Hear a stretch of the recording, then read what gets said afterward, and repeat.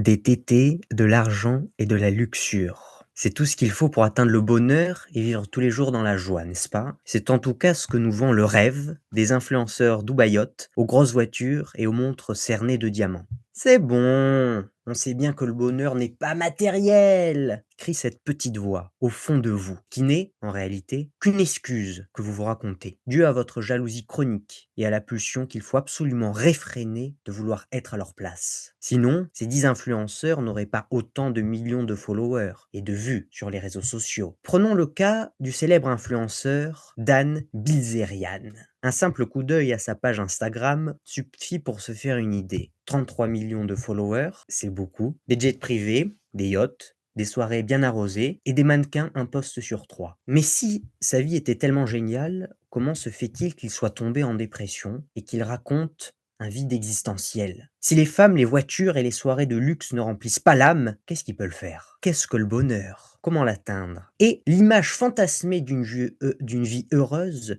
une fois réalisée, est-elle vraiment génératrice de bonheur? Comment expliquer que Dan, qui a pourtant tout pour être heureux extérieurement, ait donc fait une dépression? Dans ce podcast, nous allons voir quelles sont les dynamiques qui mènent au bonheur pour mieux fuir les chimères utopiques qui finiront par vous dévorer, vous, vos rêves et votre âme. Messieurs, bonjour. Bonjour. Bonjour. Au Est-ce que top. Yann, tu peux te présenter rapidement? Bien sûr. Moi, je m'appelle Yann Zamit. J'ai une chaîne YouTube sur la psychologie et les archétypes de personnalité où j'essaie de faire comprendre aux gens comment fonctionnent les différentes personnalités, c'est-à-dire leur propre personnalité, également les personnalités des autres avec qui ils peuvent être en contact. Donc, on va parler de psychologie, comment fonctionne le cerveau, les interactions sociales, les compatibilités amoureuses, sexuelle, comment utiliser vos amis pour faire en sorte qu'ils puissent répondre à vos besoins, vos objectifs, voilà, tout plein de choses. Je traite de la psychologie en général et du point de vue de la psychologie qu'on appelle la psychologie jungienne. Comment devenir une meilleure personne en bout de compte? Exactement. Très bien, merci. Et toi, Rémi, peux-tu te présenter? Avec un charmant plaisir. Tout comme Yann, j'ai une chaîne YouTube qui s'appelle Expat Charmant, où je vais traiter des thématiques dans les relations entre les hommes et les femmes, faire en sorte de mieux comprendre nos propres comportements, nos propres blessures, comprendre aussi les femmes qu'on a en face de nous, savoir que pour communiquer, il faut s'adapter à l'autre, ce qui est quelque chose que très rarement on applique, et utiliser les meilleures approches, les meilleures méthodes, la meilleure manière de communiquer pour obtenir ce que l'on veut des gens quand on le veut. Effectivement, c'est une grosse chaîne de manipulation pour faire en sorte d'apprendre à obtenir des gens ce que vous souhaitez, mais aussi accessoirement à prendre un niveau de conscience pour garder une éthique tout au long du parcours et faire en sorte de rester cohérent par rapport aux valeurs. Comment exploiter les gens de manière éthique et morale? Exactement. Très très bien. Quant à moi, c'est Romain. J'ai une chaîne YouTube. J'aime bien l'entrepreneuriat et surtout hacker les systèmes, comprendre les failles pour mieux les exploiter, détruire les mondes anciens et inutiles pour en créer des nouveaux et des meilleurs. Donc aujourd'hui, nous allons parler du bonheur, ce fameux thème intéressant que tout le monde recherche à atteindre, à être, à avoir. Je vais donc commencer mon exposé auquel vous pourrez, ajouter des annotations, des objections, peut-être dire que vous n'êtes absolument pas d'accord ou au contraire apporter vos témoignages, vos expériences. Donc vis-à-vis du bonheur, chers auditeurs, ouvrez grand vos oreilles. Les symboles et les objets, donc quand je parle d'objets au sens large, c'est-à-dire tout ce qui est à l'extérieur de nous, en opposition avec le sujet, ne sont que des boutons permettant d'activer une énergie. Énergie qui, elle, se trouve dans le sujet, c'est-à-dire en soi, dans l'être. La quête, donc, n'est jamais de maîtriser, c'est-à-dire posséder et accumuler le symbole ou l'objet, c'est-à-dire le bouton, la coquille vide à laquelle se rattache l'énergie, mais l'énergie en elle-même. La quête de posséder toujours plus d'objets et de symboles est donc vaine. S'acharner à travailler, à donner toute son énergie et son attention mentale pour posséder toujours plus d'avantages, ces 10 objets, est la chose la plus folle à faire sur cette terre. Ce ne sont que des coquilles vides, qui n'ont d'autre sens que celui qu'on leur donne, en les rattachant, comme un mot à une idée, une énergie à un objet. L'exemple des influenceurs, puisque c'est le cas qui nous intéresse actuellement, entre autres avec Dan, est le plus flagrant, car c'est celui qui illustre le mieux ce lien symbole-énergie. Les influenceurs sont passés maîtres dans l'art de maîtriser les objets et les coquilles vides. Les énergies primaires, purement sexuelles et animales, qui sont les énergies les plus fortes qui vivent dans chaque être humain, sont donc particulièrement exposées sur les réseaux sociaux. Notre monde occidental ayant toujours les mêmes objets associés à ces mêmes énergies. Mannequins, hommes très musclés, yachts, voitures, soirées, montres, champagne, etc. Ainsi, il est très facile pour les influenceurs de venir maîtriser, donnant l'illusion qu'ils maîtrisent, par voie de conséquence, les énergies associées, en illusionnant son public, en faisant semblant qu'il maîtrise ces objets, en les exposant. Simulant ainsi le fait d'être de grands maîtres dans la maîtrise des énergies, car en facsimilant le fait qu'ils soient capables de maîtriser, d'accumuler ces objets, ils font semblant de pouvoir maîtriser les énergies qui y sont associées. Or, l'homme voudra toujours chercher des modèles, des maîtres, qui ont donc une plus grande capacité de maîtrise de ses énergies propres que lui-même. Il va donc voir en ces influenceurs ces fameux maîtres. Or, ce ne sont que le plus souvent des apparats, et ne possédant pas vraiment la capacité de maîtriser les énergies, finalement, ils tomberont en désuétude. Le bonheur, c'est l'expression des bonnes énergies au bon moment, à leur bonne intensité. Et le fait de tout déléguer à un objet et de croire en des maîtres qui n'en sont pas, font de nous davantage des esclaves de nos énergies, car on s'éloigne davantage de la capacité à les maîtriser. Voilà, c'était mon premier petit point sur le bonheur, c'est-à-dire que l'objet extérieur, sans la maîtrise interne, ne sert strictement à rien. Très intéressant, très très intéressant. L'association entre symbole-objet et énergie que j'ai relevée. Comment est-ce que tu compares ça avec l'évolution de l'humanité, dans le sens, est-ce qu'on est capable de retracer justement la raison pour laquelle, ou l'origine en tout cas de la raison pour laquelle, est-ce que l'accumulation du symbole est devenue dans la tête de la population l'accumulation de l'énergie? Complètement, complètement.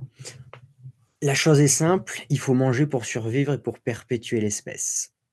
Donc c'est-à-dire que l'énergie, c'est la calorie, pour citer bien entendu, de Lavier. Donc n'importe quel et en parallèle, il faut prendre en compte que l'inconscient, que le langage de l'inconscient, ce sont les symboles. C'est-à-dire, ce qui est visuel et ce qui peut être vu. Donc au fur et à mesure de l'évolution de l'humanité, des cultures, l'inconscient a associé tel symbole à telle énergie. Donc ça va pouvoir, se modifier au fur et à mesure, mais le plus important pour l'inconscient, c'est de survivre.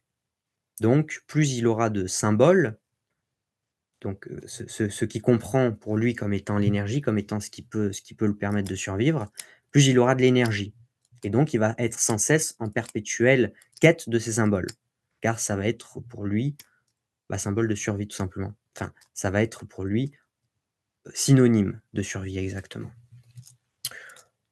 Donc ça, c'est d'un point de vue de la culture. Et effectivement, pourquoi le symbole et pas autre chose? Parce que c'est le langage de l'inconscient, tout simplement.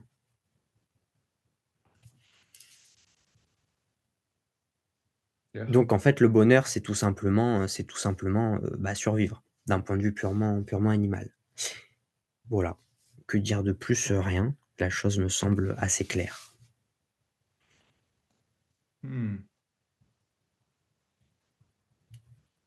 Yann, un petit commentaire? Je, je n'ai pas spécialement de choses à dire sur ce que tu as dit, peut-être étayé par rapport pour revenir sur le personnage de Dan Bilzerian. À moins que tu aies quelque chose à dire, Rémi, sinon je peux revenir un peu sur le personnage et Oui. mettre un peu en contexte ce qu'a dit Romain. Je t'en J'ai prie. juste, j'ai juste une brève question avant ça, Ouais. euh, qui s'ensuit en fait à ce sujet. C'est comment est-ce qu'on positionne justement le désir d'être heureux par rapport au factuel, au fait d'être heureux réellement dans le psyché de l'être humain, sachant que pour la plupart des personnes et au travers de la société, il est ancré que l'accumulation de symboles égale l'accumulation d'énergie, ce qui veut dire que l'accumulation en fait, d'objets, l'accumulation matérielle représente, incarne dans le psyché des personnes qui n'ont pas ça, qui n'arrivent pas à le concevoir, donc, incarne le bonheur. C'est-à-dire, la question, c'est en gros comment différencier le bonheur comme on pourrait en avoir l'image extérieure versus le bonheur quand on le ressent et qu'on l'a vraiment, c'est ça? C'est ça. Ok, ok. Hum, il existe dans la psyché humaine un ensemble d'énergies qui existent en même temps et qui sont concomitantes. Or, la plupart de ces énergies vont s'opposer. C'est-à-dire que par cycle, ça va être une énergie montante, puis une énergie descendante. Une énergie qui va à droite et une énergie qui va à gauche. Donc, c'est-à-dire qu'à ce stade-là, la psyché humaine, l'homme, est complètement multipolaire. Et donc toute la quête de l'homme, ça va être qu'au lieu qu'il y ait des énergies antagonistes qui vont s'affronter et donc qui vont amener à sa stagnation, parce que quand il monte de 1, il redescend de 1, que les deux énergies se fusionnent pour n'en devenir qu'une, une plus puissante qui va aller dans le même sens. C'est-à-dire que s'il y en a une qui va à droite, une qui va à gauche, le même sens, ça sera une moyenne des deux, donc c'est-à-dire vers le haut. Et donc, quand il va y avoir un symbole extérieur, par exemple une montre, un yacht, l'individu aura associé une énergie en lui, une énergie dont il aura un certain degré de maîtrise. Et le symbole ne va être que l'expression du fait que l'individu a quelque chose à travailler avec cette énergie. C'est-à-dire que si quelqu'un va être complètement pantois devant un yacht, devant des montres, etc., devant les influenceurs tels qu'on peut les avoir aujourd'hui, c'est-à-dire que son niveau de maîtrise de l'énergie qui est liée, donc énergie sexuelle, de satisfaction professionnelle, de capacité à générer de l'argent, etc., n'est pas du tout maîtrisé. Parce que sinon, s'il a maîtrisé lui-même, il s'adonnerait à l'exprimer pour créer, pour concevoir, pour bâtir son œuvre. Sachant qu'on trouve toujours plus de satisfecit et de bonheur dans le fait de bâtir sa propre œuvre, même si elle est 1000 fois moins intéressante que ce qu'on pourrait voir sur Instagram, que de suivre l'œuvre des autres. Donc c'est-à-dire qu'il exprimerait son énergie d'une manière saine. Et que donc, il se ficherait des symboles parce que ça ne l'intéresse pas. Son énergie n'irait pas se déverser dans ces symboles. Donc c'est-à-dire que la différence entre l'image du bonheur et le bonheur quand on l'incarne, ça va être le fait que l'énergie s'exprime d'une manière saine, pure et pas du tout nécrosée. Un ensemble de barrières peuvent amener à une mauvaise expression de l'énergie. Le fait d'avoir, des blocages, des croyances limitantes, des peurs, une éducation qui va réfréner. Exemple très classique, tout le monde a des pulsions artistiques et de créativité pure. Mais quelqu'un qui va vivre dans une famille où il faut être très froid, très rigoureux, machin, il va complètement nécroser sa capacité à exprimer sa pulsion artistique. Donc, ça va faire qu'il va avoir, une névrose ou qu'il va pas être heureux, tout simplement. Mais quand il arrive à casser tous ces blocages, donc toutes ces croyances que les pulsions artistiques, c'est mal, que c'est pas bien, que c'est pour les saltimbanques, les troubadours, donc il aura cassé tous les blocages, elle va pouvoir s'exprimer et donc elle va pouvoir, sortir, vivre d'une manière saine. Donc lui, ça va lui apporter plus de bonheur parce qu'elle ne va pas stagner comme de l'eau croupie, mais continuer de se déverser comme une rivière. Donc en fait, il faut plutôt voir le symbole et le fait que par exemple, que Dan ait autant de followers et autant de vues sur ses réels comme, l'élément extérieur qui montre le nombre de personnes qui sont dans l'incapacité de gérer leur énergie, entre autres sexuelle, et qui donc vont les avoir en eux, qui vont stagner et qu'elles vont les détruire de l'intérieur. Car s'il y a pas expression, il y a réfrém il y a on se réfrène et si on se réfrène, ben, on implose, en fait. Donc voilà. J'ai juste Pour synthé ouais, un dernier point sur lequel je voulais rebondir. Enfin, là, c'était très clair. En fait, ça a bien répondu à ma question. Un point sur lequel je veux rebondir, c'est que là, de ce que je comprends, tu associes la pulsion artistique et la notion de création de manière directe au bonheur individuel, donc au bonheur de chacun. Là, la question que j'aurais à poser, je dirais, c'est est-ce que ça implique donc que la clé pour chaque individu, pour se sentir heureux, c'est dans le fait d'être créatif et donc de se laisser aller à la pulsion artistique? Et si c'est le cas, deuxièmement, est-ce à la portée de tout le monde? mmh. Alors j'ai pris l'exemple de la pulsion artistique parce que c'est un exemple assez classique, mais en fait, c'est valable pour tout. C'est-à-dire qu'un artiste, un peintre, quelqu'un qui depuis tout petit est encouragé à avoir sa pulsion artistique, pour lui, ça va être quelque chose de complètement naturel. Mais il va avoir d'autres énergies qui vont être bloquées. Donc c'est-à-dire que la clé du bonheur, c'est de faire un scan intérieur, de voir quelles sont les pulsions, les énergies qui s'expriment de manière purement naturelle et où tout roule, tout baigne. Auquel cas, bah, faut juste continuer d'entretenir, mais ça, c'est déjà OK. Et de venir cibler là où il y a un problème, là où l'énergie circule mal, là où elle ne peut pas s'exprimer, là où on se bloque, là où on se réfrène. Et on sait tous, les choses sur lesquelles on doit travailler. Donc à partir de là, venir identifier toutes les strates, toutes les couches qui bloquent la sortie de cette énergie, son expression, donc sa bonne circulation, venir les identifier chacune d'entre elles, venir les détruire une à une pour ouvrir davantage le tube permettant que ça file droit derrière. En gros, c'est ça. C'est qu'au lieu que ça reste stagné en soi, que ça s'exprime. Sachant que en général, quand ça fait longtemps que ça macère, les fois où ça s'exprime, c'est de manière extrêmement immature, gluante, dégoûtante et c'est ce qui fait que quand il y a des personnes qui explosent, qui ont des explosions, d'émotions, par exemple, ça fait quelque chose de complètement ridicule. Parce que quand ça explose dans tous les sens, ce n'est absolument pas maîtrisé et c'est la pulsion vit par elle-même, en fait, au lieu de vivre d'une manière canalisée. Alors que quand elle est canalisée et que c'est exprimé d'une manière où on garde le contrôle, bah, c'est OK et du coup, c'est la clé d'une vie équilibrée et d'une vie où on est maître de soi, donc de ce que l'on réalise et de son bonheur, de manière générale. C'est clair, merci beaucoup. Avec grand plaisir. Du coup, Yann, tu voulais, analyser plus précisément le cas de notre ami Dan? Oui, notre ami Dan.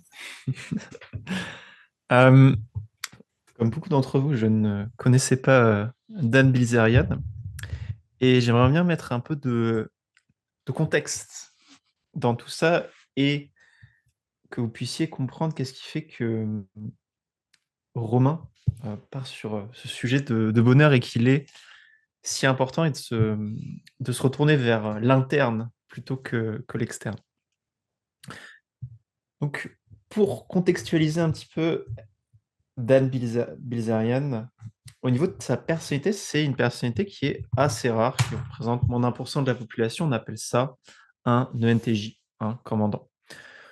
Pour vous exprimer ce type de personnalité, comment est structuré le cerveau de ces gens, tout simplement, les ENTJ, c'est des objectifs killers. C'est-à-dire, à chaque fois, ils ont un objectif, ils l'accomplissent, ils vont jusqu'au bout pour l'accomplir. C'est un archétype qui est en triple contrôle, c'est-à-dire qu'un ENTJ, quand il est orienté vers un objectif, il va pas bouger le moindre petit doigt, à moins d'être sûr et certain d'accomplir son objectif. Ça, c'est pour vraiment vous contextualiser au niveau de sa psyché.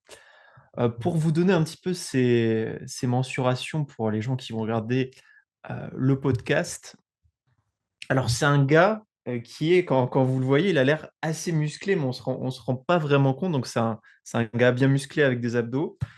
Il fait 1,74 m pour 85 kilos, avec des abdos apparents. Donc, pour ceux qui ne font pas de muscu, c'est absolument colossal. C'est-à-dire que le gars, il a ses abdos apparents à 10 kilos de plus que sa taille. C'est un colosse. Donc, un mec que vous ne voyez pas souvent dans la rue. Ce qui est intéressant avec Dan Bilzerian, pour vous donner un petit peu ses hauts faits, il a fait les Navy Seals, donc les 2 semaines de l'enfer des Navy Seals, pour ceux qui ont pu voir éventuellement le livre de David Goggins. Donc les Navy Seals, pour rappel, hein, pour ceux qui ne connaissent pas, c'est l'armée c'est la marine américaine, c'est ça? C'est un groupe de bataillons de la marine américaine, si je ne me trompe pas, Rémi? C'est des Ah, forces vas-y, d'élite. précise-nous. Forces d'élite Force d'élite, voilà. de chez les marines, ouais. Force d'élite de chez les marines, donc c'est les best of the world. Peut-être encore plus balèzes que le GIGN chez nous, donc ils sont vraiment forts et ils sont reconnus, notamment parce qu'ils subissent l'entraînement qui est censé être l'entraînement le plus dur qui puisse exister au monde, et on appelle ça les 2 semaines d'enfer. Donc après ces 2 semaines d'enfer, ils subissent plusieurs mois et plusieurs mois de, d'entraînement intensif. Et pour vous dire ce qu'a fait Dan Bilzerian, il a fait les 2 semaines de l'enfer, il a fait 500 jours d'entraînement au sein des Navy Seals, et il s'est fait recaler 2 jours avant d'être gradué Navy Seals pour une violation d'un protocole de sécurité. Donc c'est un sacré loustic. En ce qui concerne aussi ses achèvements, donc plusieurs dizaines de millions de followers sur Instagram, et aussi beaucoup de followers sur YouTube. Chose intéressante pour vous dire un petit peu le loustic, il a joué dans plusieurs films, même dans The Equalizer avec Denzel Washington, et même Denzel Washington lui a dit que c'était un très bon acteur. Donc il met à peu près au tapis 99,9% de la population très facilement. Ce qui est intéressant avec Dan Bilzerian, parce que j'ai eu l'occasion de regarder un petit peu ses interviews, parce que c'est quand même un revirement assez étrange. Donc quelqu'un qui a absolument tout, c'est-à-dire les femmes, l'argent, le succès matériel. Je me suis demandé un petit peu qu'est-ce qui fait que ce mec est parti en dépression. Parce que c'est quand même, voilà, si on dit souvent que le bonheur n'est pas matériel, mais quand on reçoit toutes ces choses-là, instinctivement on peut se dire ok, bon, on est heureux parce qu'on reçoit tout ce qu'un homme veut recevoir, c'est-à-dire succès, gratification, validation. C'est-à-dire un très bon acteur américain lui a dit: «Eh mec, tu joues plutôt bien». Tout simplement, ça vient du fait que, le père de Dan, n'était pas trop présent durant son enfance. Donc, son père, c'est un financier américain qui rachète des entreprises, de manière assez brutale, pour après, faire des changements drastiques au niveau de la direction. Donc voilà, c'était pour, vous contextualiser. C'est un grand joueur de poker qui a gagné des millions et des millions d'euros au poker. Donc Dan Bilzerian, c'est pas n'importe qui. C'est-à-dire que, outre son apparence qu'il peut, représenter sur les réseaux, d'apparent succès, il a réellement réussi. C'est un gars qui a réellement réussi dans la vie d'un point de vue matériel, bien avant, les réseaux sociaux. Et le fait qu'il fasse ce revirement, c'est bien la preuve que, on va dire la preuve que, malgré tout le succès matériel que vous pouvez avoir, vous pouvez être designé, c'est-à-dire vraiment, depuis votre tendre enfance, c'est-à-dire avec un père qui est déjà au niveau, matériel, des capacités naturelles pour atteindre des objectifs, atteindre des résultats. Vous pouvez être designé pour le succès, avoir ce succès et quand même manquer quelque chose. Donc je trouve cet exemple intéressant, parce que ce mec est spécialement designé pour réussir des trucs. Il réussit des trucs et ça fonctionne pas, il part en dépression.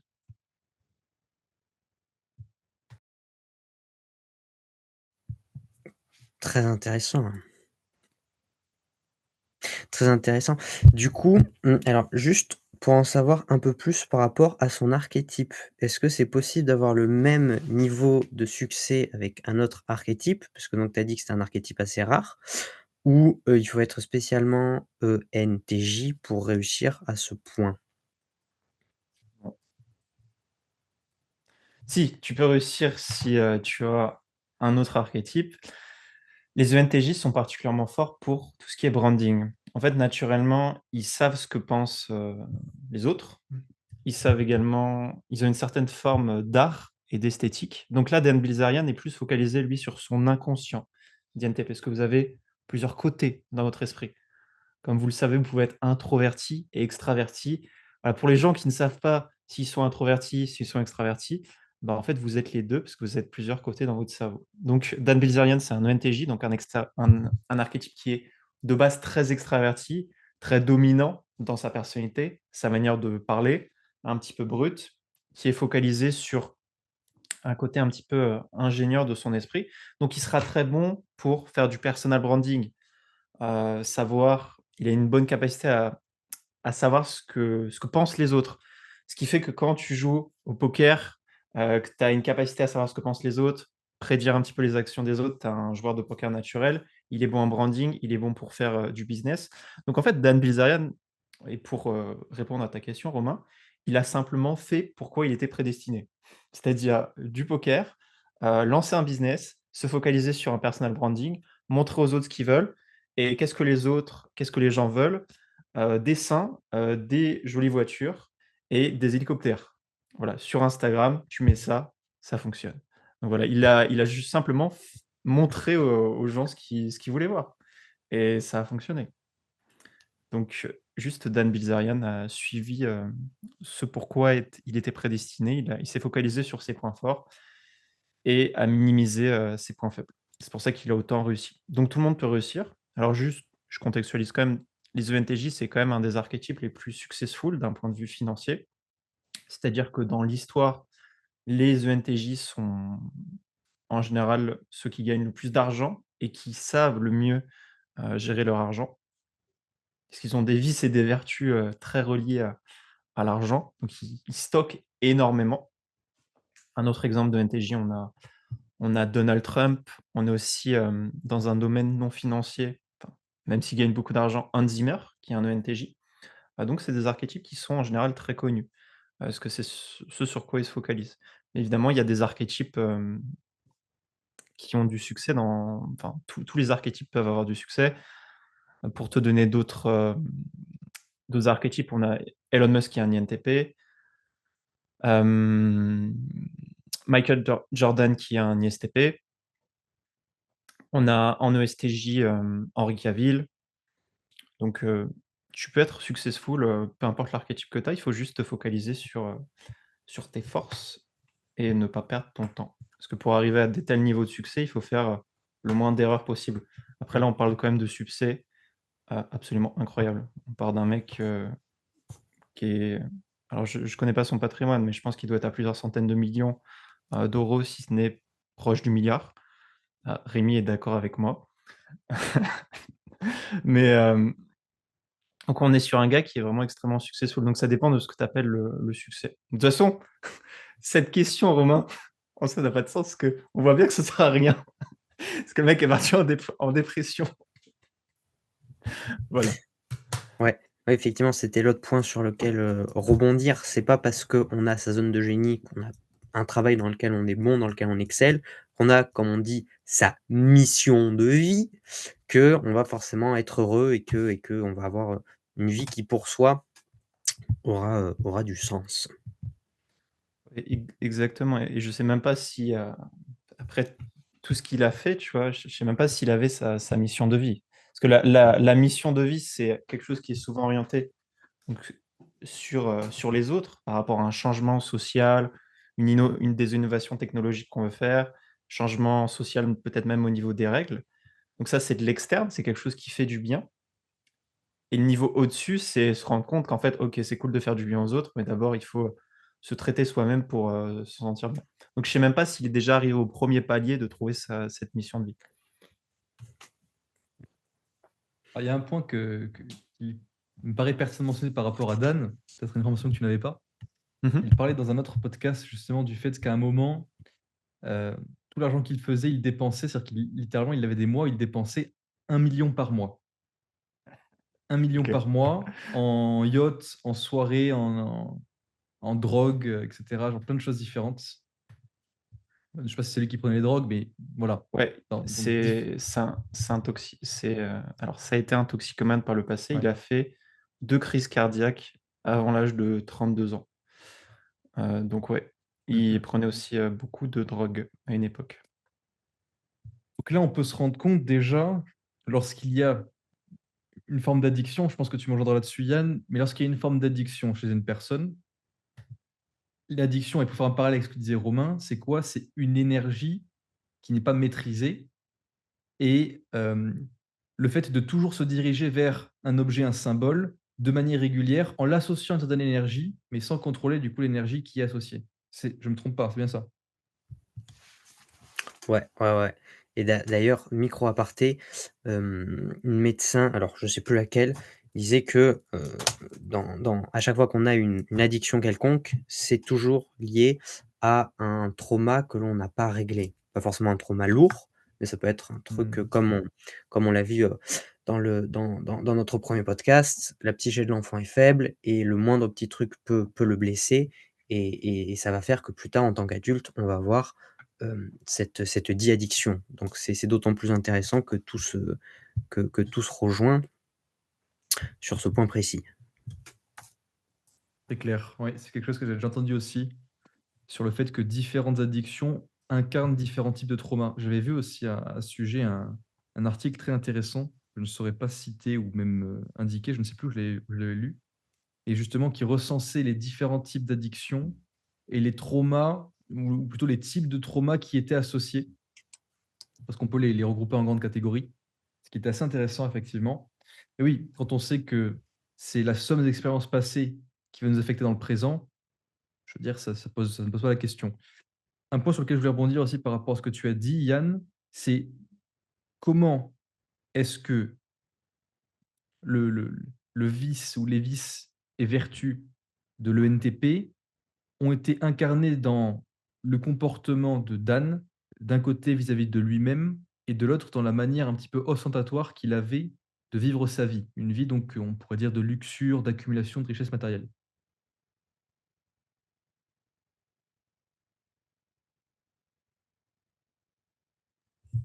Yes. Alors du coup, par rapport à l'ENTJ, en ce qui ENTJ? concerne les vices et vertus, on est sur, greed et avarice. Donc est-ce que tu peux définir, alors histoire que recontextualiser, greed en anglais, Rémi? La cupidité. Cupidité et avarice. OK.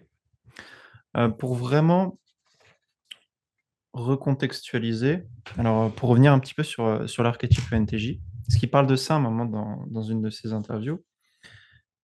Donc, on a un gars qui a un père relativement absent, parce que son père, il fait beaucoup d'argent, il travaille tout le temps, qui est naturellement un goal achiever, donc il peut naturellement atteindre des objectifs très facilement. Les ENTJ, c'est aussi des archétypes très masculins, ça fait partie des archétypes les plus masculins. Quand je dis masculin, c'est la représentation, dans l'inconscient collectif, pour parler, en mode romain, heu, de ce qu'est, un gars masculin, c'est-à-dire qui est considéré comme masculin par les femmes et donc naturellement, plutôt que de s'orienter vers son interne, parce qu'en fait son interne a été blessé, il voit qu'autour de lui, il y a des gars qui sont peut-être, qui ont moins de capacités pour réussir, qui sont peu confiants, qui sont peut-être plus féminins, donc il va naturellement s'orienter vers les femmes, vers le poker, vers la drogue et quand je dis vers la drogue, c'est que la drogue est là pour compenser ce mal-être intérieur. C'est-à-dire, il va réussir de manière incroyable, donc en pouvant attraper, tout ce qu'il peut, donc que ce soit en termes, de femmes, en termes de, biens matériels Et pour dire à quel point ce vice est poussé, il va même créer de la, mmh, de la jalousie envers les autres. C'est-à-dire Ah oui, que c'est un connard un peu, en fait. non, c'est pas un connard. Les ENTJ sont considérés comme des connards parce qu'ils ont des FE, démons. C'est-à-dire qu'ils donnent des mauvaises émotions aux autres très facilement sans faire attention. Ils sont très aware des sensations qu'ils donnent, donc faire en sorte que les gens se sentent bien sur le moment, mais des fois, ils peuvent dire une dinguerie. Et je connais un ENTJ qui est très connu, que j'ai vu en physique. Et souvent, ils peuvent, ouais, envoyer des missiles sans faire attention, tu vois? Et choquer des gens. Donc c'est vrai qu'ils ont un côté très bourrin, très vilain. Et le meilleur exemple pour ça, c'est Donald Trump. Voilà, c'est-à-dire que soit les gens ont du respect pour Donald Trump, soit les gens détestent Donald Trump, mais personne va dire: «Donald Trump, il est trop gentil». Non, les personne ne dira ça. Voilà, donc un bon exemple de NTJ. Donc pour donner un peu l'exemple d'énergie qu'il peut avoir autour de Dan, donc je suis tombé sur un petit article sur Quora, il y a 2 ans. Donc Quora, c'est ces gens qui posent des questions sur internet, et les gens répondent à vos questions. Et ce gars-là dit: «Alors les gars, vous croyez vraiment que toutes les filles avec qui il est veulent coucher avec lui? C'est pas parce qu'il est célèbre et qu'il y a des gens beaux autour de lui que les filles le veulent. On voit des filles qui sont avec, des photos en bikini, en soirée, c'est des mannequins, c'est probablement des escortes. Ces gens sont juste avec lui pour, son succès». Et il y a un mec qui répond, à sa question, parce qu'il se demande: «Bah, OK, bah, est-ce que c'est des vraies filles qui sont avec lui?»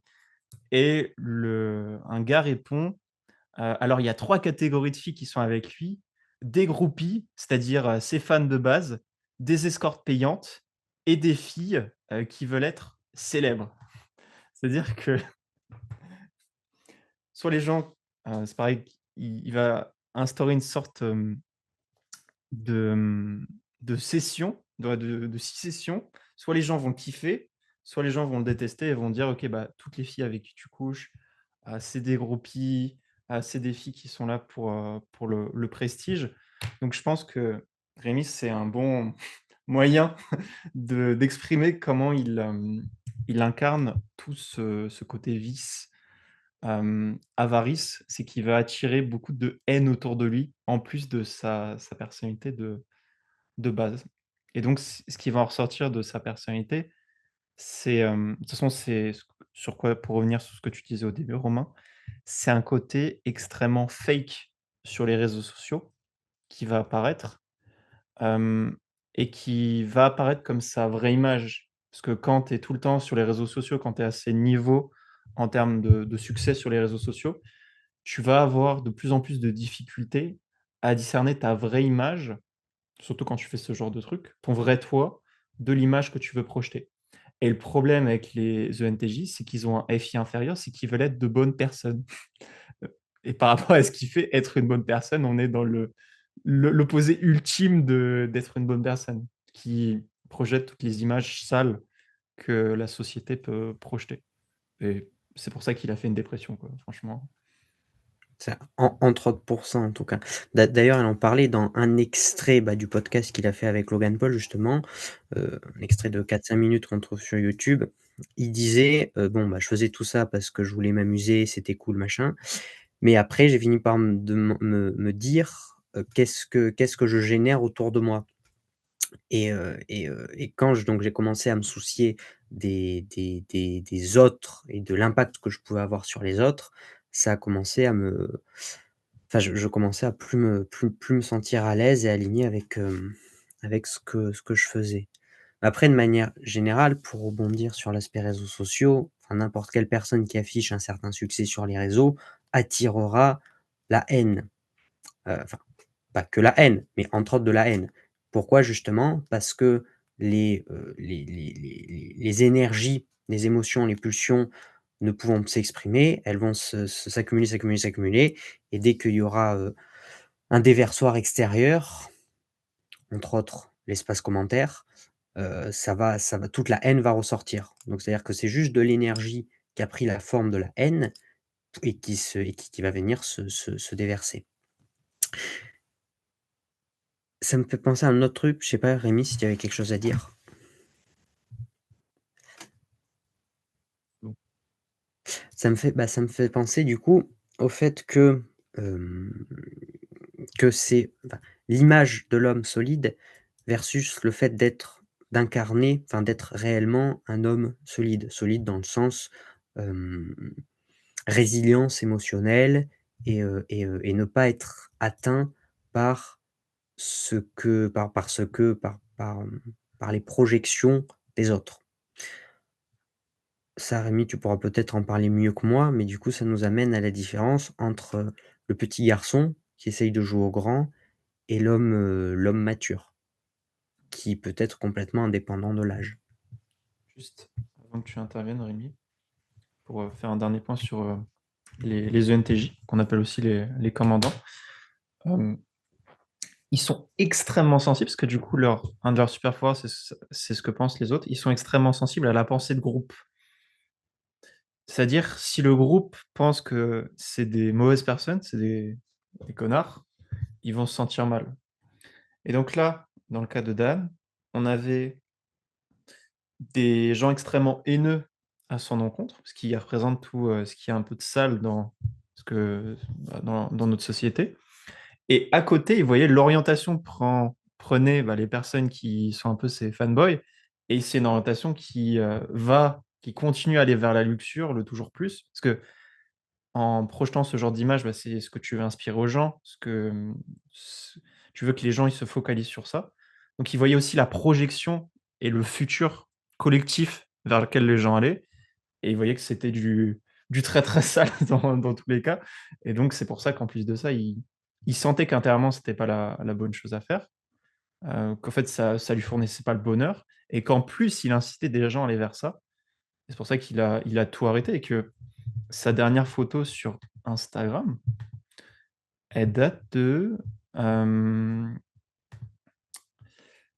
16 août 2023. Donc ça fait, un peu moins d'un an qu'il a arrêté. Il a tout arrêté. C'est-à-dire, c'était vraiment pour lui et pour les autres. C vraiment, je suis sûr qu'il sentait les conséquences négatives vers lesquelles, le il orientait les gens. Voilà, je te laisse la parole, Rémi, ou Romain, si tu veux rajouter des trucs. Non, non, juste la voix de la raison finit toujours par rattraper l'homme qui souhaite s'élever. C'est une réalité. On ne peut pas distordre la réalité sans conséquence. Jordan Peterson qui parlait de ça, sujet très intéressant. Lorsqu'on ment, ou lorsqu'on promeut une image qui qui est erronée, qui n'est pas alignée avec justement les valeurs communes à l'humanité, alors généralement on va se retrouver face à nos conséquences un jour ou l'autre. Là, j'aimerais avant tout parler un petit peu d'un sujet. J'ai défini 2 grands sujets pour pouvoir mettre un petit peu en exergue les différents types de relations, qu'on peut avoir justement au bonheur. D'un côté, dans le cadre de la séduction, donc dans une phase qu'on pourrait considérer comme anté-relation, et de l'autre, dans le cadre des relations. Pour vraiment considérer la place de la séduction dans la quête du bonheur et aussi le lien un petit peu aux conditions extérieures, je définis 2 grands aspects. Le premier, c'est que donc déjà le besoin de séduire, je reviens du besoin de séduire, donc c'est en fait c'est un référencement qui est extérieur. Qu'on le veuille ou pas, c'est toujours un référencement qui est extérieur. C'est-à-dire qu'on a besoin de séduire pour, d'un côté, prouver quelque chose aux autres, de l'autre, se le prouver à soi-même aussi, dans un second temps. Et ça vient généralement en second temps. C'est pour faire en sorte de montrer aux autres quelque chose. Ce qui fait que, généralement, dans les comportements, qu'on pourrait considérer comme maladifs, de vouloir attirer à soi le plus de personnes, vouloir, par exemple, ça peut être, avoir une expérience charnelle avec le plus de personnes, ça ne va être que très rarement dans un péché pur de luxure et individuel, mais bien plus souvent dans une démarche de vouloir prouver à d'autres qu'on est capable de conquérir le plus grand nombre d'êtres humains, de les rallier à nous, d'accord? Donc c'est quelque chose qui est basé, encore une fois, sur un référentiel qui est externe à nous. Ce qui directement nous disqualifie par rapport à notre, bonheur, notre contentement, notre satisfaction, forcément.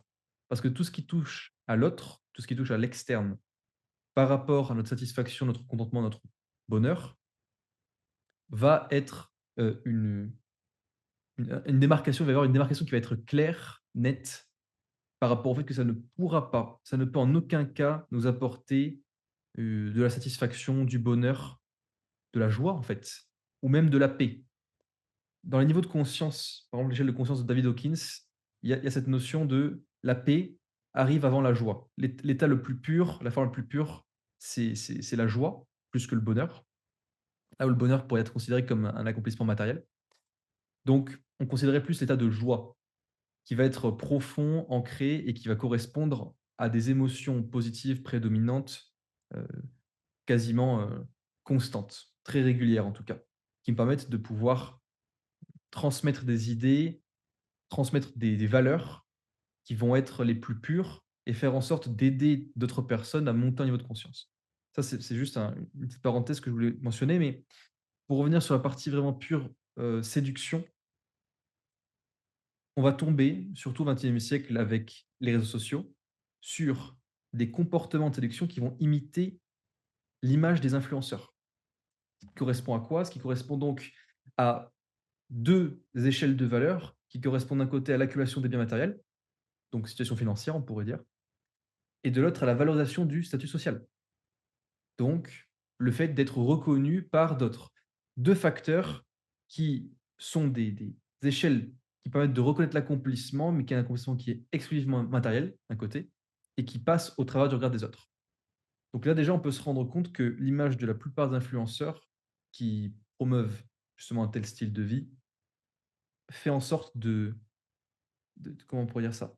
D'égarer, voilà, d'égarer le troupeau, égarer la société, égarer le commun des mortels, qui pensent, du coup, avec ce qui est affiché, que leur contentement, leur paix intérieure, leur joie, va être obtenue au travers de cette quête perpétuelle d'accumulation de richesses et de statut social, devenir CEO de cette entreprise, pouvoir monter les échelons, faire en sorte, par exemple, d'être connu sur les réseaux sociaux, accumuler des richesses, avoir une maison, une Lamborghini, peu importe ce que c'est.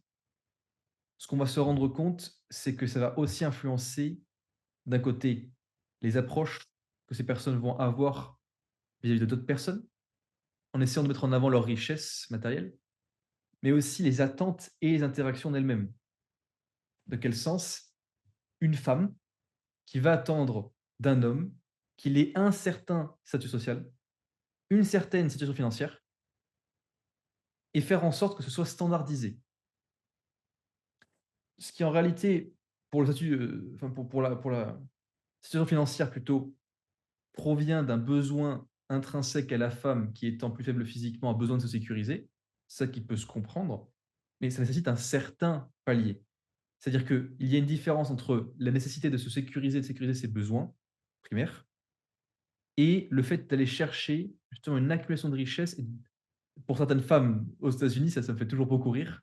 Quand je vois des vidéos de femmes qui se sont interviewées qui disent: «Oui, non, s'ils ne gagnent pas, 300 000 par an, ça va pas. C'est minimum 300 000 et pas plus». Et surtout quand tu vois que la femme, on peut le sentir fondamentalement dans l'énergie qu'elle dégage, elle n'apporte pas quelque chose de constructif au foyer. C'est-à-dire qu'en fait, elle vient faire une demande qu'on pourrait considérer comme outrageuse de la part d'un potentiel partenaire, alors qu'elle-même n'a pas fait ce travail sur elle-même, cette valorisation personnelle, qui lui permet de demander, on pourrait dire, ce niveau qui serait à ce moment-là égal à ce qu'elle apporte. Donc tout un C'est problème. des vampires, en fait. Donc Vampire c'est énergétique. c'est-à-dire que, ouais, le modèle, c'est, créons des vampires et ou versus des gens qui vont complètement se détruire à la tâche jusqu'à presque en crever pour combler toute cette demande énergétique, que l'on veut. Et le pire là-dedans, parce qu'il y a quelque chose de pire que ça, juste encore une fois pour la partie séduction, c'est-à-dire que on a cette quête perpétuelle de satisfaction à court terme, donc pour une femme de trouver le meilleur potentiel, mais aussi de rechercher l'homme le plus alpha qui peut lui apporter l'expérience charnelle, la plus, on pourrait dire dépravée, certaines choses comme ça, versus le sentiment de vide à long terme. Parce qu'encore une fois, rien ne reste impuni. Par impuni, je veux dire que chaque fois qu'il y a ce genre d'interaction superficielle et qui justement sont drivés, sont menés par un référentiel qui est externe, notamment la quête de multiples partenaires, notamment le cas du sexuel, donc par la luxure, mais aussi l'accumulation matérielle, alors généralement on va développer un sentiment de vide à long terme et perdre des parties de notre âme. C'était très juste, comme tu l'as dit en introduction, c'est qu'on perd des parties de notre âme à, à se calibrer sur des référentiels qui sont extérieurs comme ça. Et derrière, on va venir dépendre de plus en plus de la validation externe pour notre estime de nous-mêmes. Et ça va venir impacter ce que je vais discuter ensuite, mais des relations qu'on pourrait avoir qui seraient authentiques. C'est-à-dire qu'on va progressivement venir être de moins en moins capable de tisser des relations authentiques et profondes.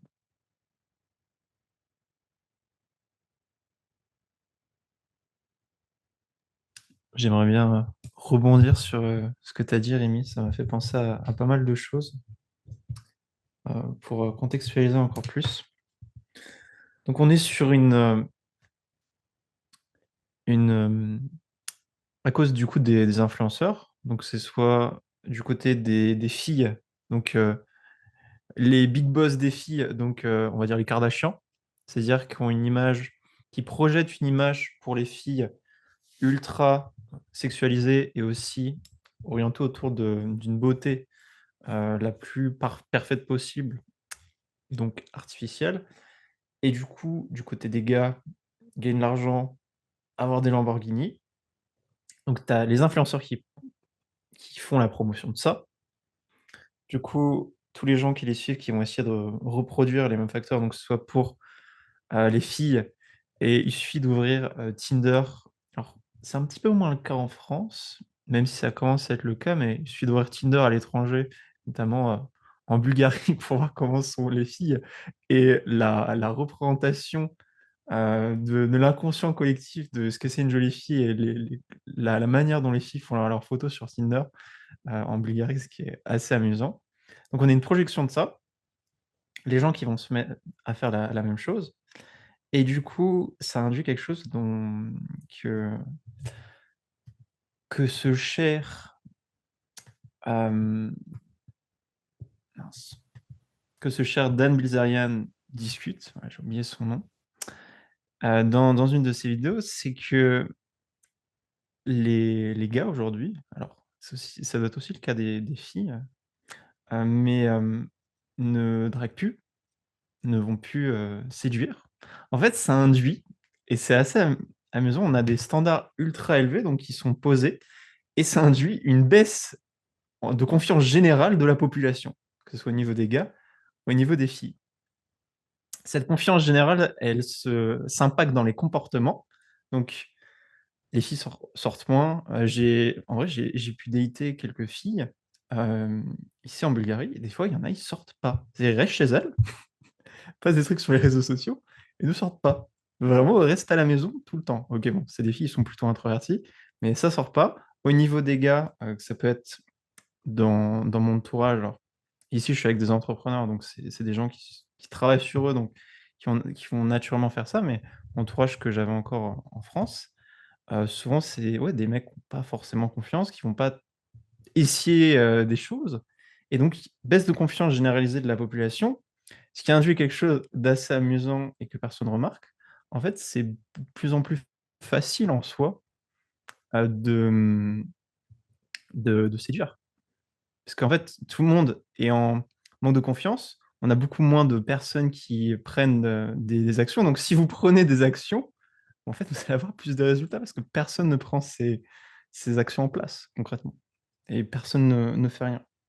Et donc cette validation externe et le fait que vous devez avoir la validation externe avant d'agir n'est c'est faux. C'est un mensonge. Vous pouvez agir sans avoir cette validation externe. Voilà ça m'a fait penser à ça Rémi, ce que tu as dit.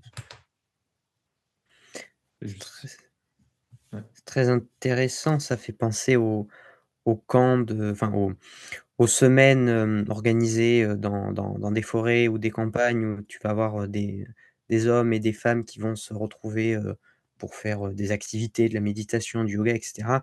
Mais quand on voit les documentaires ou les vidéos de ça, enfin, on ne peut avoir que, de manière très respectueuse, de la peine parce que c'est si triste de voir des gens aussi faibles et aussi, aussi vides et ils s'entourent de personnes qui sont aussi vides qu'eux, parce que leurs coachs ne sont pas forcément, des Jésus ou des Bouddhas et du coup, bah, ils ne peuvent que rester enfermés dans cette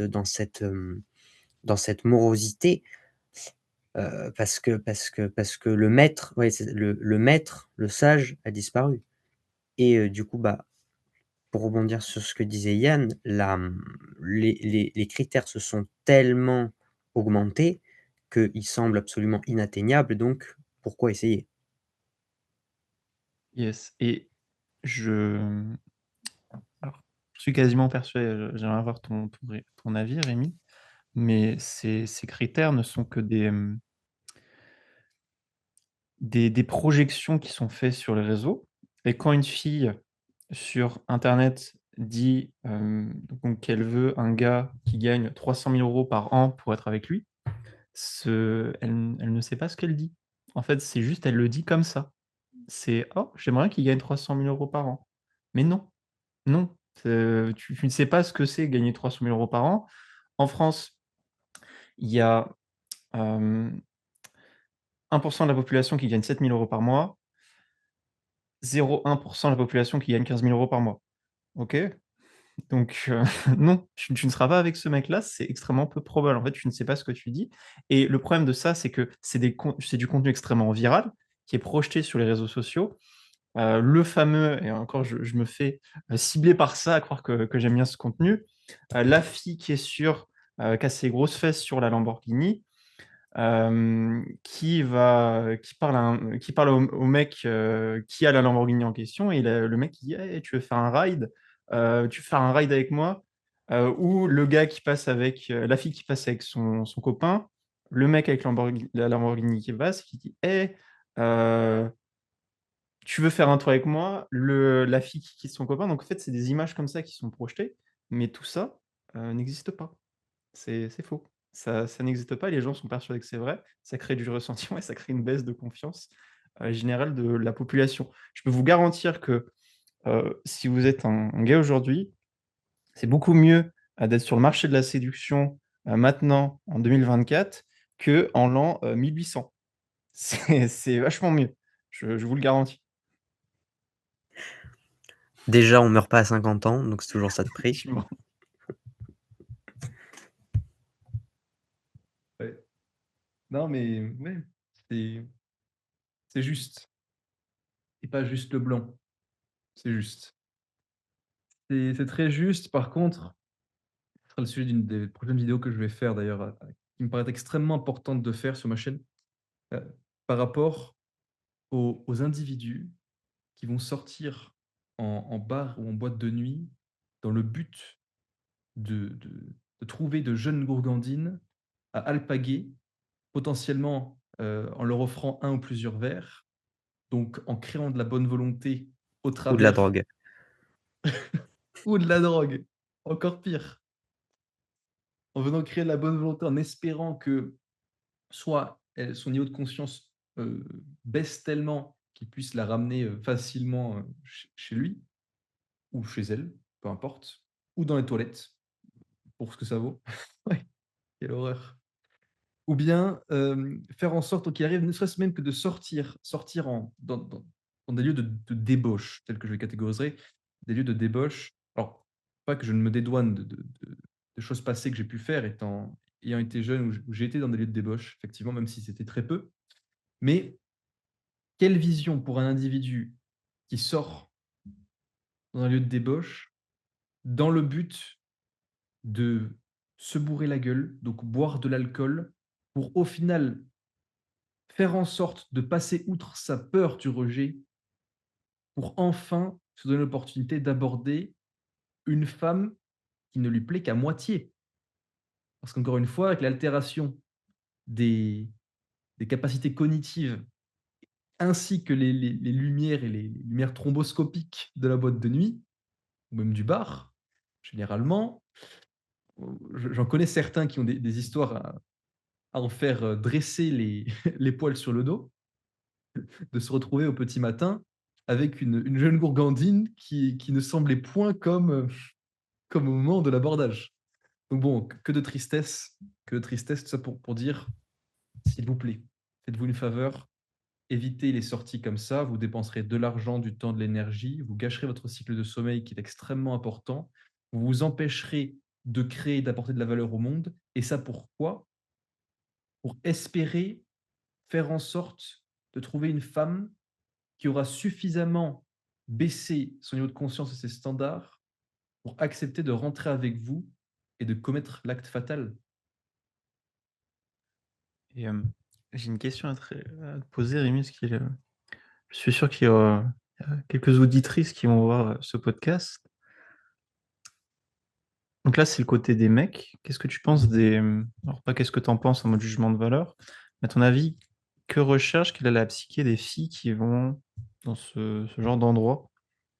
Et qu'est-ce qui fait que les filles devraient éviter ce genre d'endroit? Par rapport aux mecs qui peuvent s'y trouver et aussi ce qu'elles recherchent d'un point de vue interne.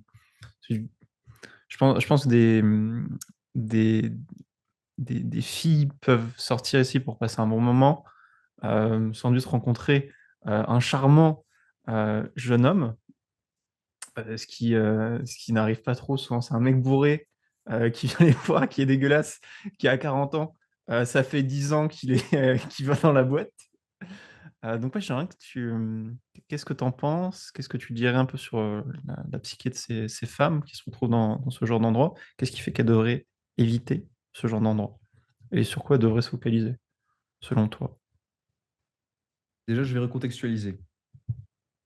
De mon opinion, si les hommes, hem, prenaient leur courage à 2 mains et allaient aborder dans la rue les femmes qui leur plaisaient, je suis persuadé et vraiment persuadé qu'il y aurait beaucoup moins de monde en boîte de nuit parce qu'il n'y aurait pas ce besoin que de se trouver en boîte de nuit dans un contexte où la musique est forte, on n'a pas besoin de s'exprimer correctement, avec un bon français ou peu importe la langue. On n'a pas besoin non plus de faire une très bonne impression.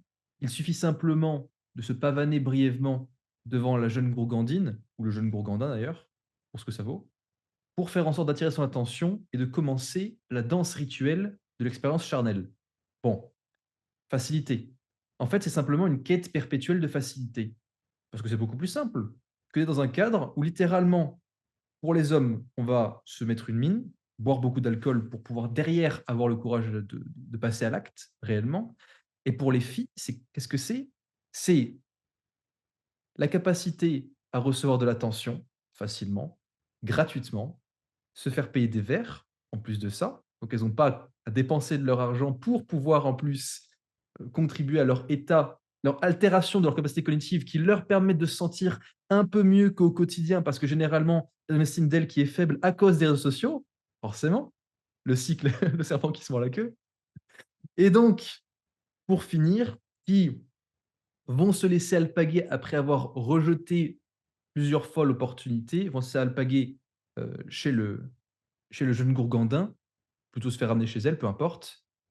Après avoir suffisamment montré que ce n'était pas des filles faciles, pour au final, si jamais elle avait trop bu d'alcool le lendemain matin, se rendre compte si jamais il était suffisamment beau, en tout cas acceptable, très bien, je valide l'expérience, bon, c'est OK, pourquoi pas le revoir? Si jamais c'était vraiment une erreur, que se passe-t-il? On peut obtenir, malheureusement, des accusations de viol.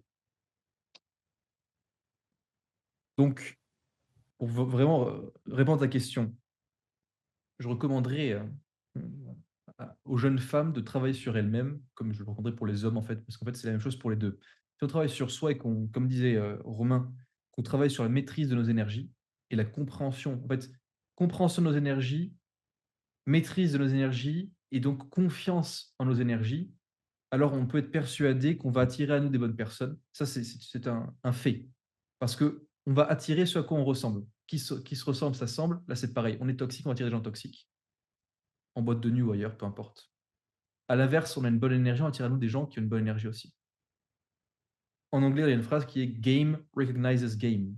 En gros, les players au haut niveau, enfin, par exemple, les gros entrepreneurs reconnaissent les gros entrepreneurs. Vous voyez, ceux qui ont une bonne énergie reconnaissent ceux qui ont une bonne énergie. Là, c'est pareil. Donc, un travail sur soi, et ça peut être ne serait-ce que se balader dans un parc en week-end, faire en sorte de faire des activités, rencontrer de nouvelles personnes, et ça peut mener justement à de belles rencontres avec des personnes qui, justement, n'ont pas pour plaisir ou pour quête que de finir leur semaine en allant se bourrer la gueule et en espérant attendre la semaine prochaine pour faire la même chose. C'est pas une vie, ça. Non, c'est pas une vie, c'est du carnage. Mais d'ailleurs, enfin, pour donner un exemple un peu concret, enfin, c'est déjà arrivé à tout le monde. On va se balader dans un parc, en forêt ou dans un parc national ou en nature, et puis on croise d'autres randonneurs. Ça peut être des gens seuls, des couples, des groupes, et puis on commence la discussion tout naturellement, et c'est cool, et on passe un bon moment, et on est content. Donc c'est pas quelque chose d'absolument insurmontable. Mais là, enfin, tout se connecte et ça amène quelque chose de très intéressant auquel je n'avais jamais pensé. C'est les réseaux sociaux comme vecteur de rabaissement énergétique, de vampirisation et de téléchargement dans le logiciel des gens, que ce sont des merdes s'ils n'atteignent pas des standards absolument inatteignables et complètement inintéressants à atteindre. Et du coup, que ça fait qu'effectivement, la population en vient être complètement touchée, nécrosée et détruite, en fait. C'est même l'épitome de juger un poisson à sa capacité à grimper à un arbre, là, littéralement. C'est-à-dire que on vient donner comme référentiel aux personnes pour leur accomplissement, le pur accomplissement matériel, alors que alors que si on sonde vraiment le sujet, en notre fort intérieur, on peut sentir que ce n'est pas ça qu'on recherche. Ce n'est pas ça qui va permettre d'accéder à notre quête la plus profonde pour les hommes de liberté, pour les femmes d'amour. Loin de là. Alors pourquoi se laisser subjuguer par des énergies extérieures ou si on prend le temps de contempler un instant, on se rend compte qu'elles sont juste négatives et néfastes. Pourquoi ça s'est affecté? Mmh. Pour rebondir sur, ce que tu as dit, Rémi, c'est intéressant ta corrélation, je l'avais jamais faite. Moi, je l'ai déjà vu entre utilisation des réseaux sociaux et addiction, que ce soit au niveau, de la drogue ou de l'alcool chez les filles. J'ai pu vraiment voir ça à travers les filles que j'ai connues, que j'ai côtoyées et il y a aussi un truc intéressant pour revenir vraiment et pour parler aux femmes et aussi aux hommes. On fait croire qu'en fait le lieu où il faut être, ce soir-là, enfin, d'ailleurs c'est un soir, hein, il faut être à un lieu précis le soir, c'est une boîte de nuit. Une boîte de nuit donc pour retrouver la liberté chez les hommes, donc être complètement, bourré, heu, danser mal et aller parler à des femmes et pour les femmes qui, en général, hein, sont plus donc dans cette quête, d'amour. Donc vous savez au fond de vous-même que vous êtes dans cette quête d'amour, trouver un petit peu le fameux prince charmant, voilà l'élu de votre cœur et vous vous retrouvez dans une boîte avec des mecs bourrés. Est-ce que vous pensez que vous êtes au bon endroit? Je pense que vous avez la réponse. Mais une objection va être rétorquée naturellement à ça. C'est OK, Mmh. dans ce cas-là, où est-ce qu'on va et qu'est-ce qu'on fait de notre vie? Parce que quand on enlève l'alcool et je vois la caméra, quand on enlève l'alcool, la cigarette, boîte, barre, surtout quand on est jeune. Hem et donc on fait, sans doute des études où on est, jeune travailleur ou les 2 en même temps. Qu'est-ce qu'on fait? Enfin, qu'est-ce qu'on fait de notre temps? Qu'est-ce qu'on fait de notre vie? Comment on meuble? À quoi est-ce qu'on s'adonne? D'autant plus Ouais, aujourd'hui où enfin, c'est trop simple, quoi. Tu t'emmerdes, tu vas sur YouTube, tu vas sur Netflix, exactement. Je vais répondre, après je te laisserai tout peut répondre, en faire. Rémi. Pour moi, c'est vraiment de la quête c'est de la junk food, en fait. C'est-à-dire, le YouTube, Netflix, boîte de nuit, bar, c'est de la junk food. C'est-à-dire, c'est l'activité qu'on fait, par défaut, qu'on mange par défaut parce qu'on ne sait pas quoi manger. Moi-même, ayant pu développer, par différents centres d'intérêt et ma vie, certaines activités, moi j'adore, faire, des jeux de société, du jeu de rôle. J'en faisais un peu, quand j'étais un peu plus jeune, aussi du théâtre. Je me retrouve dans ces cercles, d'activités, notamment au théâtre et c'est intéressant, mais on se rend compte qu'on se retrouve avec des gens de grande qualité qui ne vont pas forcément dans ce genre de lieu et d'ailleurs, je suis dans un groupe de théâtre actuellement, où je fais du théâtre en anglais en Bulgarie et dans ce groupe de théâtre, il y a 2 personnes qui sont en couple. OK, donc 2 gars et 2 filles qui sont en couple. On est sur une troupe de 20 personnes et donc c'est assez bizarre, mais on est sur une activité donc qui n'est pas, qui est une passion, donc une passion que les gens ont pu découvrir et les gens sont en couple, ils se sentent bien, ça a l'air de bien se passer, donc je les connais pas personnellement, mais tout a l'air de bien se passer. Parce qu'en fait, ils ont, plutôt faire de la junk food, donc du classique: «OK, je fais l'activité que tout le monde fait, par défaut qui est promue par la société». Je vais chercher une activité, je teste des choses et parfois, bon, il y a des choses que j'aime bien, des choses que j'aime pas. Donc ce que je peux conseiller à tout le monde, que ce soit aux gars et aux filles, c'est de tester des activités, dans lesquelles vous pouvez, vous sentir bien, tout simplement et vous verrez qu'il y a aussi des gens qui se sentent bien avec vous et c'est comme ça qu'on fait, concrètement. Je te laisse répondre, Rémi. Heu, juste qu'on se le dise, les demoiselles qui se rendent en boîte de nuit, elles s'y rendent pas pour répondre à leur quête d'amour. Toutes les mêmes.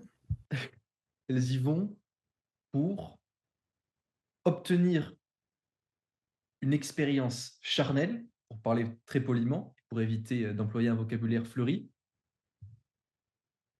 et faire en sorte de se dédouaner de toute responsabilité à ce sujet le lendemain, car étant bourré. Et forcément, justifier ça par le coup de l'alcool, c'est facile.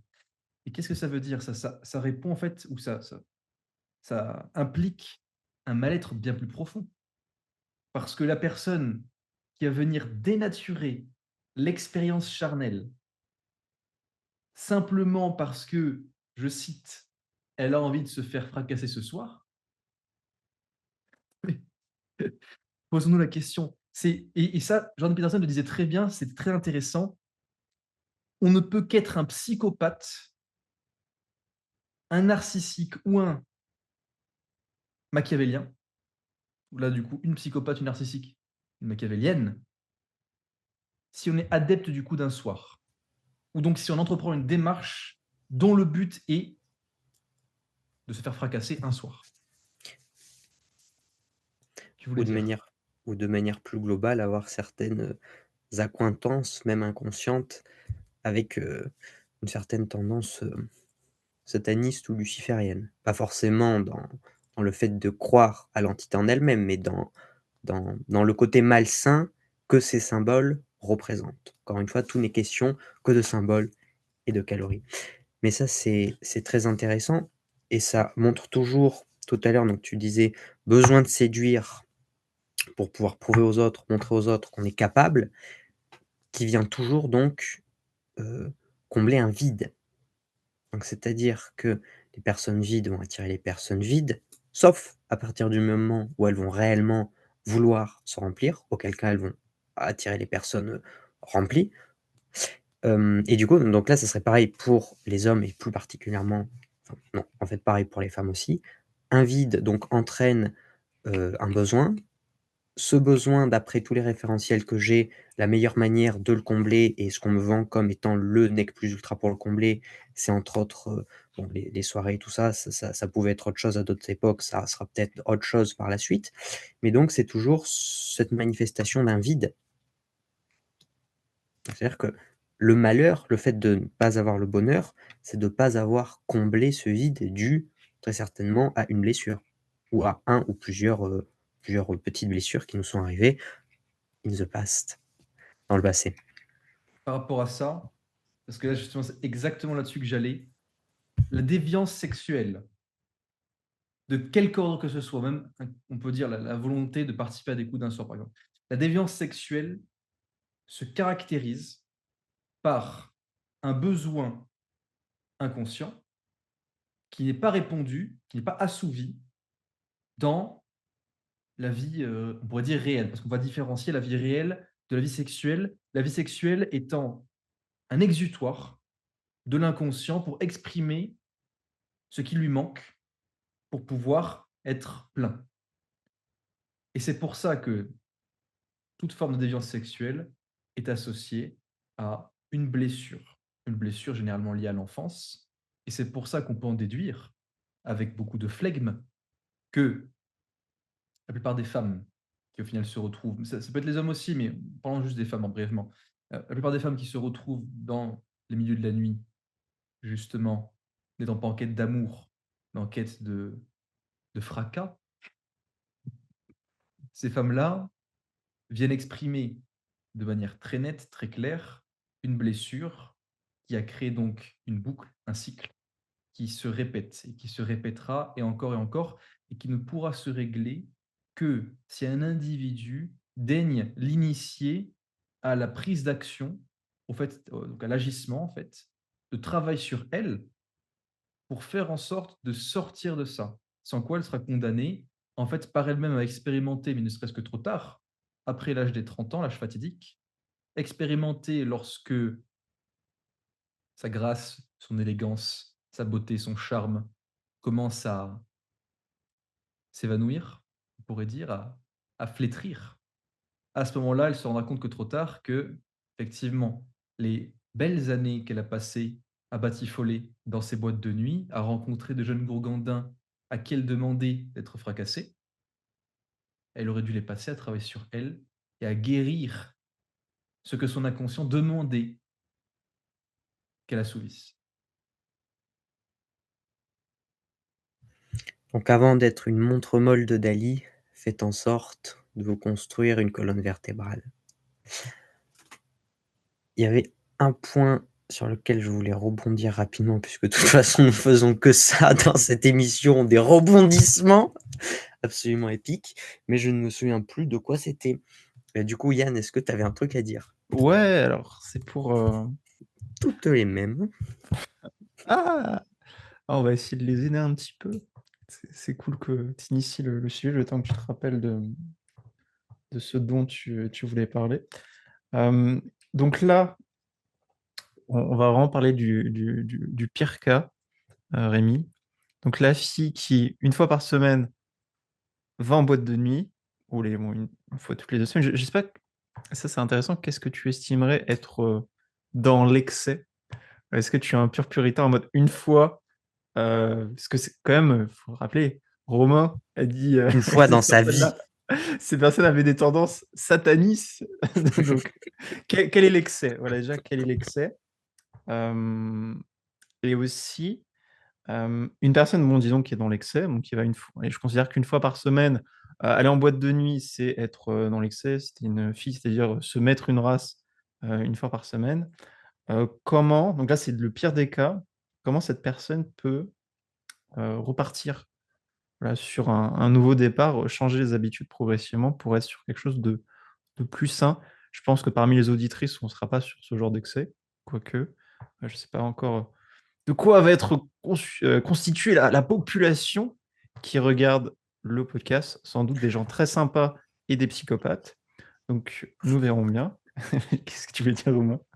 Non, quel que soit le niveau où elles en sont actuellement dans leur vie, très certainement des personnes qui, d'ici quelques années, seront davantage éveillées, car elles ont cette volonté Mmh. d'évoluer et de guérir. Donc dans tous les cas, des gens bien, ou même si ce sont actuellement des connards, qui ont tendance à devenir bien. Voilà, et si vous êtes des connards, c'est que vous avez pas de FE. C'est pour ça que les gens vous aiment pas, donc travaillez votre FE.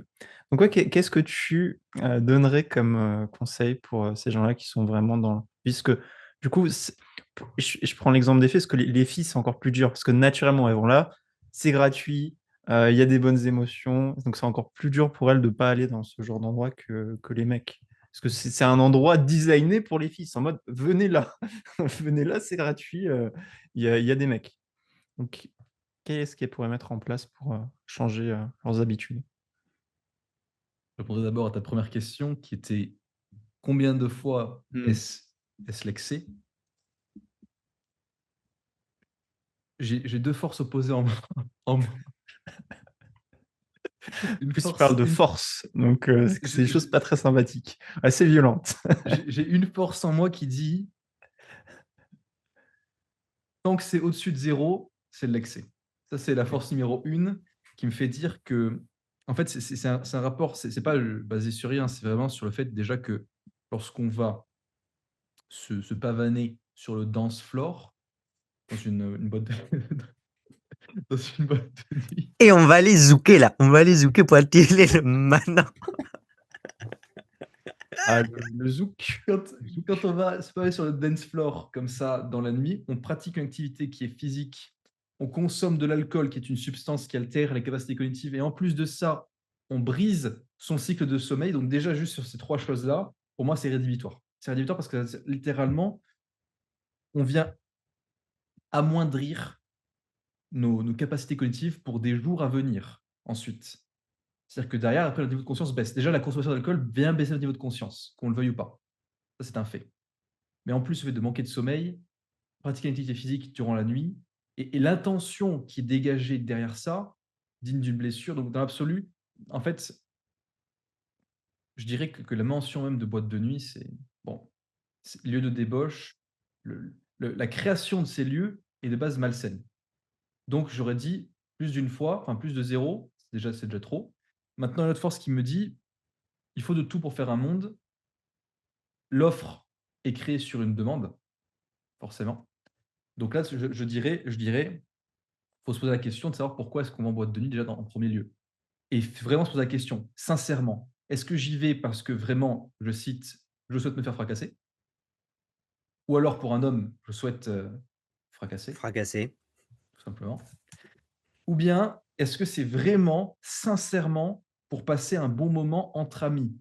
Et dans ce cas-là, j'aurais aussi envie de dire, pareil, autre force, revoyez votre notion d'amusement. Parce que si pour vous amuser, il faut consommer de l'alcool, ce qui est le cas dans 95 des amusements nocturnes, notamment en boîte de nuit, en bar, dans ce cas-là, revoyez votre notion d'amusement. Parce qu'encore une fois, c'est lié à une blessure. Vous n'êtes pas capable de vous amuser dans d'autres circonstances, comme par exemple en faisant une promenade en forêt avec vos amis, en jouant à des jeux de société ou en faisant un pique-nique. Donc bon, deuxième sujet, juste pour parler de ça, qu'est-ce que je recommande de faire? De manière très simple, faire un calcul philosophique, le calcul de la somme des plaisirs et des peines. Quels sont les plaisirs et les peines que vous avez à sortir en boîte? Sincèrement, plaisir et vous mettez la mention à chaque fois court terme, long terme. Calcul qui est très simple, qui permet de comprendre de manière très logique, est-ce que c'est bien ou pas ce que je fais? Bon, là, c'est vraiment la base de la base. Si vous voulez sur quelque chose de plus spirituel, mesdames, est-ce que vous souhaitez réellement vous mettre en relation amoureuse et ressentir de l'amour? Donc sentir que l'on vous éprouve un amour le plus pur, le plus profond et que vous êtes capable d'éprouver de l'amour pour un autre être. Donc d'abord votre mari ou votre conjoint et dans un second temps pour vos enfants. Troisièmement, souhaitez-vous réellement transmettre à votre enfant, là c'est une question plus négative, mais des blessures non résolues?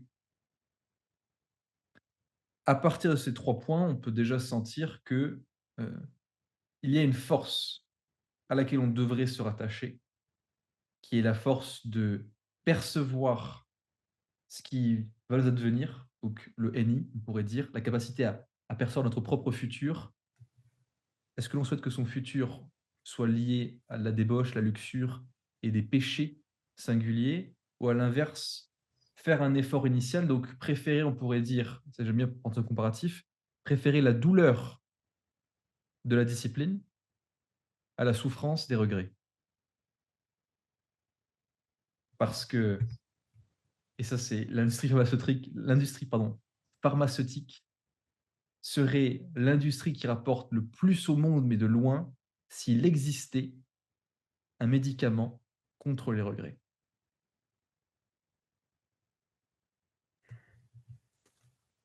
Très belle punchline. Notez-la. Hem, je viens juste ponctuer légèrement par rapport à l'expérience de la boîte de nuit et du bar, par rapport à l'intention. Je connais également des femmes. Alors effectivement, c'était un peu plus, la génération d'avant.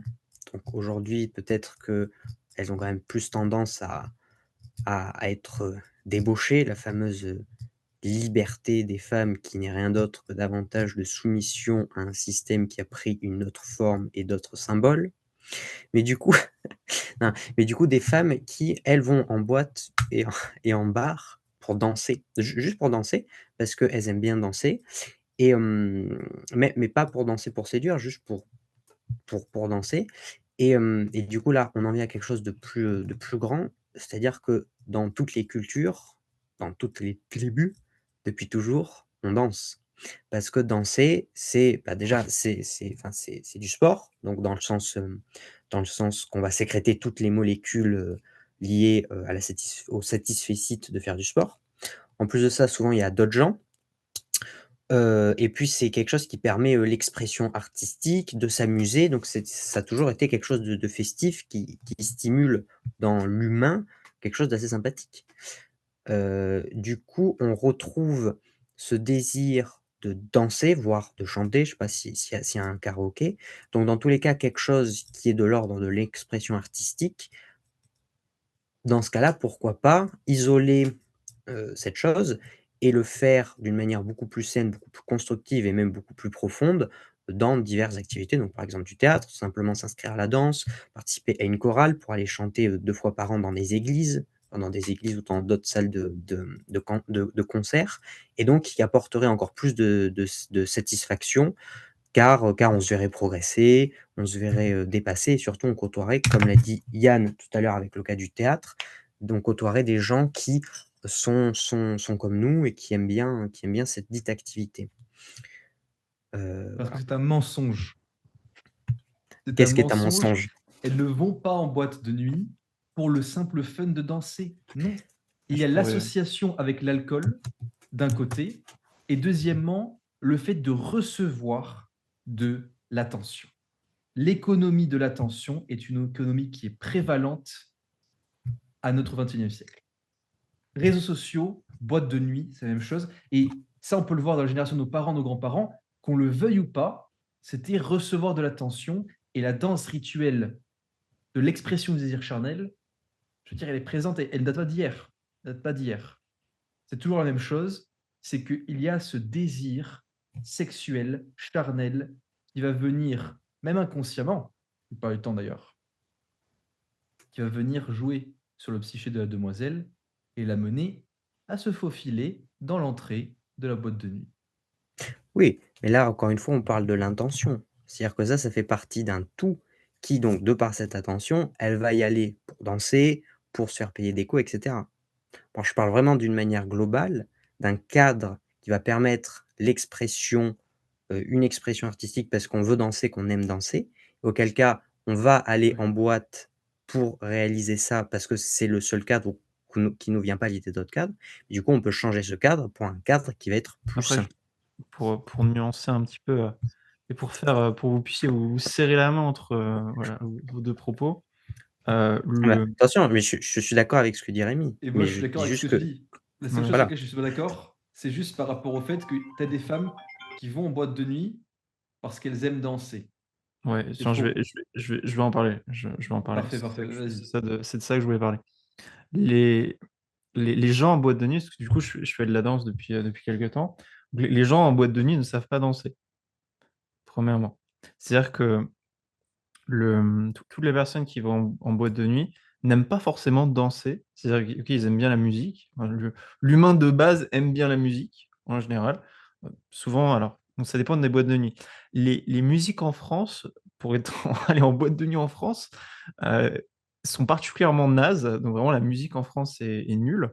Mais même dans les pays où la musique est un petit peu mieux, les gens n'y vont pas pour danser. Danser est un moyen de pouvoir créer du contact. Parce que le but de ces boîtes de nuit, de ces boîtes de Satan, comme pourrait dire, non, le but de ces boîtes de nuit est de créer du contact. C'est De d'arriver la à un promiscuité. C'est de voilà, créer de la promiscuité entre les exactement. individus. Donc alcool, souvent, je sais pas si vous avez remarqué, mais les et c'est pour ça que je n'aime pas les boîtes de nuit, j'aime bien les bars où on peut danser.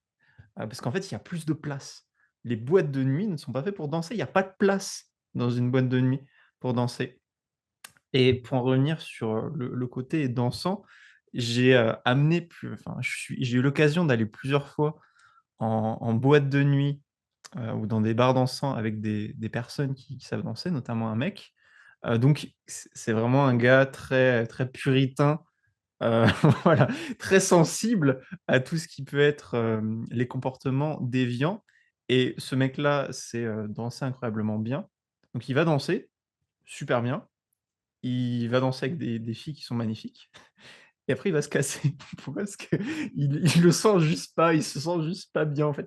Il va danser, il va mettre des bonnes émotions parce que ce gars est c'est un danseur de salsa bachata, il danse, vraiment très, très bien et en plus, bon, il a un petit French style, c'est un ému français et ouais, juste, il va danser, il va tirer les gens, enfin les filles notamment, il va se barrer parce qu'il se sent pas bien. Donc il y a pas beaucoup de danseurs dans ces lieux-là, en fait, Est-ce qu'il se barre avec les filles ou sans les filles?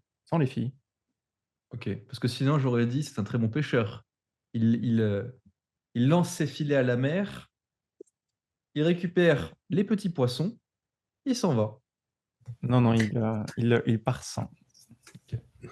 D'ailleurs, l'analogie du poisson et du pêcheur est très intéressante parce que dans le christianisme primitif, c'était Jésus qui venait pêcher, les hommes, donc qui étaient les poissons, pour les ramener sur la terre et les laver de leurs péchés. Voilà, la petite aparté historique. Voilà. Donc et c'est vraiment intéressant ça, ce côté par rapport à la promiscuité, parce que moi j'aime vraiment bien danser, donc je déteste aller dans des boîtes de nuit où c'est blindé. En plus, je suis assez grand, donc genre je peux juste pas bouger et enfin, c'est assez bizarre. Moi, j'aime bien les boîtes de nuit, enfin, j'y vais très rarement, mais quand j'y vais, c'est, dans un endroit où il y a de la place, où tu peux bouger ton corps et danser, quoi. Donc c'est assez intéressant ce côté, promiscuité dont tu parlais, Rémi. Mmh. Ouais, c'est promiscuité heu, versus chasteté. Chasteté, exactement, tout simplement, c'est ça. D'ailleurs, c'est rigolo, on a remplacé le rituel du dimanche matin à l'église par le samedi soir en boîte et donc le dimanche matin être complètement explosé. Encore une fois, d'un point de vue symbolique, c'est intéressant, même d'un point de vue, sociologique.